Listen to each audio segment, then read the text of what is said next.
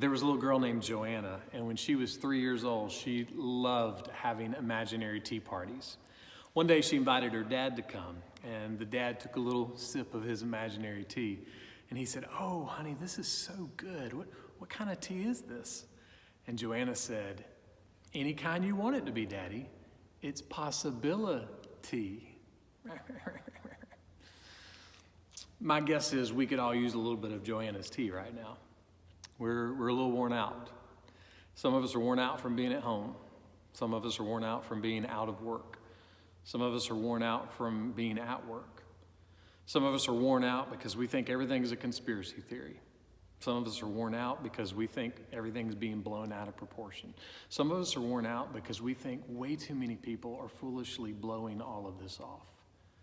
And so after a couple of weeks, we could use some positive possibilities, right?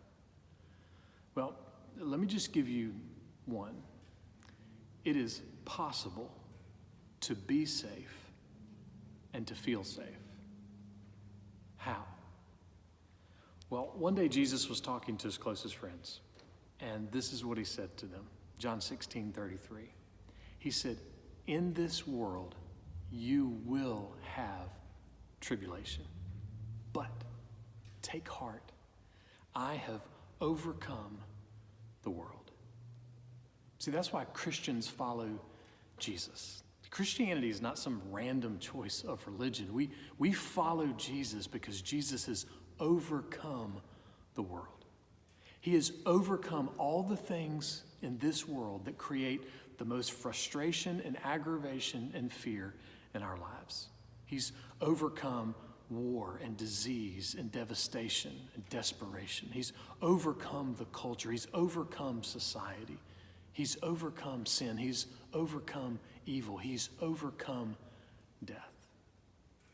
And because he's overcome the world, that changes things.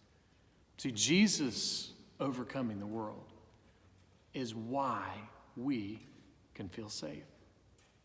Because here's what he said: take heart.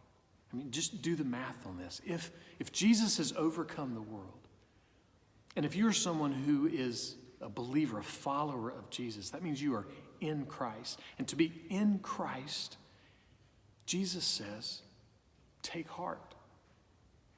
Take heart. So suddenly, immediately, undeniably, ultimately, and eternally, being in Christ becomes the definition of what it means to be safe. To be safe from home, safe from work, safe from conspiracy, safe from things being blown out of proportion, safe from things being blown off. Tria Newbell is a great author. She's written some super things, and she said this.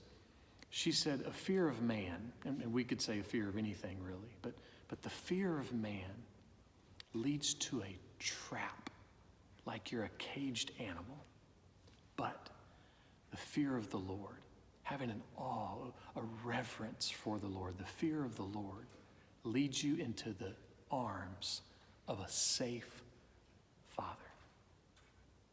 To overcome the world means that we can be wise, we can be safe, we can keep our distance for a time, and all of that can happen without us ever leaving the arms of a safe Father. That is not a possibility. Jesus has made that a promise. Much grace to you this weekend.